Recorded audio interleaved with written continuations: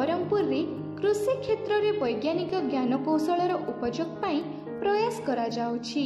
भुवनेश्वर स्थित जीव विज्ञान संस्थान पक्षर डीबीटी बायोटेक किसान प्रोग्राम रे उन्नत कुसुमित प्रोटीन युक्त मका बिहन चाषी को बंटन करा जाइछि। एही बिहन जिल्लार 9 जन चाषी को बंटन करा जाइछि। नवरंगपुर जिलापाल कमल लोचन मिश्र चाषी को एही बिहन बंटन करिसेंती। नवरंगपुर जिल्लार 59,900 हेक्टर जमी रे मका चाष करा जाउछि, किंतु से सब मका मुख्यतः गो खाद्य रूपे व्यवहृत होइथाय। तेबे भारतीय कृषि अनुसंधान परिषद द्वारा विकसित बायोफर्टिफाइड प्रोटीन युक्त मका बिहन को मानव खाद्य रूपे व्यवहार करा जिवो।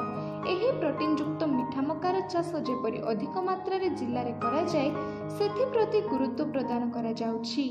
आज परीक्षामूलक भावे नवरंगपुर जिलापालक आवासिक कार्यालय परिसर रे चाषी को एही मौका प्रदान करा जाइछि। उभय प्रशासन और चाषी एहाकु नै खुशी व्यक्त करिथिला बेले खूब आशावादी मध्ये अछंती। 9 जन चाषी आस्तिलु। आज ओडिशा सरकार जो सुविधा करिसंती हम चाषी मानकु एइटा हमकु फ्री रे देइछंती। जदि चाष जदि भलो हबो रबी रे आउ थरे देबा पे हमके कहिसंती। गोटे गोटे चाषी को दी पैकेट देइछंती। एइटा हमरो चाषी मानकर सुविधा पय देइछंती।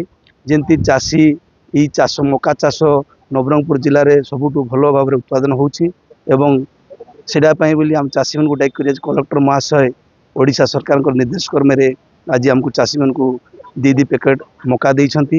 ई मका जदि उत्पादन भलो हुए आगामी दिन रे हम चाषी मन को समस्त पय सुविधा करा पय तक निष्पत्ति नेइछंती। मका कोन गुण रहिछि तांके तो मास्टर जो सार कहले कलेक्टर महाशय मध्य कहले एइटा बहुत परिमाण रे उत्पादन हबो। एइटा मीठा मध्य मका रहिबो बोली कि हम चाषी मन को बुझाइछंती। हम सेटा पय प्रथम रे नउछु ई मकाटा नेला परे आमे चाष जदि करिवु तांके आसी देखिबे जदि चाषर परिमाण बहुत भल रे हुए ताले आगामी दिन रे मध्य से आउतरे बहुत कि देवा पय बोली निष्पत्ति नेइछंती।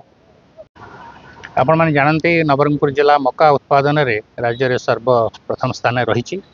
आमर सब प्रकार प्रयास रही मका चाष को अधिक वैज्ञानिक पद्धति करवा और चाषी मान नूतन चाष पद्धति सहित सचेतन करवा। से प्रयास रे आमर institute of life science Bhubaneswar तरफ आमको आज 36 गोटी बायोफर्टिफाइड मका बिहन आमको प्रदान करा जायतिला।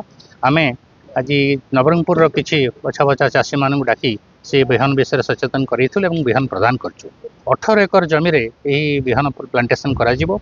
ये जो पूषा हमर जो रिसर्च फाउंडेशन अच्छी एग्रीकल्चर रो तार एक रिसर्च प्रोडक्ट बायोफर्टिफाइड पूषा एटा गोटे भेराइटी जहाँ यही वर्ष आम प्लांटेशन करवा और जदि परवर्ती समय देखा गला जी यार रिजल्ट भल आसीबो हमने अधिक परिव्याप्त करवा। उद्देश्य होचे जे जिला प्रशासन तरफ सब प्रकार आम साहाय्य सहयोग चाषी मान मका चाषी मान दे आसुचु। मोर विश्वास से सहयोग रे यही आमर जो पायलट प्रोजेक्ट जदि सक्सेसफुल है निश्चित भाव में यहाँ अधिक संख्यार चाषी मान उपकार लगे एवं सरकार को विषय आम अवगत करें सरकार दृष्टि आकर्षण कर। एही वीडियोटी आपण मानकु भल लागथिले लाइक शेयर कमेंट सब्सक्राइब करंतु।